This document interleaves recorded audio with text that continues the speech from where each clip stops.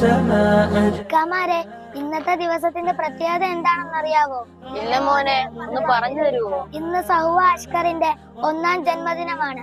Happy birthday Sahuva Ashkar. Sahuva അഷ്കറിന് അള്ളാഹു ആഫിയത്തുള്ള ദീർഘായുസ്സ് നൽകട്ടെ.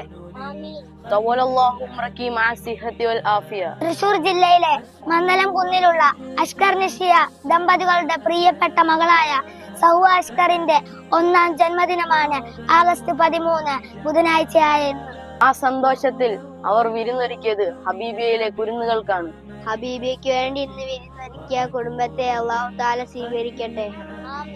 ആ കുടുംബത്തിന് അള്ളാഹു താല ആഫിയത്തുള്ള ദീർഘായുസ്സ് നൽകട്ടെ. جل جلاله وتقدست أسماؤه وتعالى وأكون للوطن الحبيب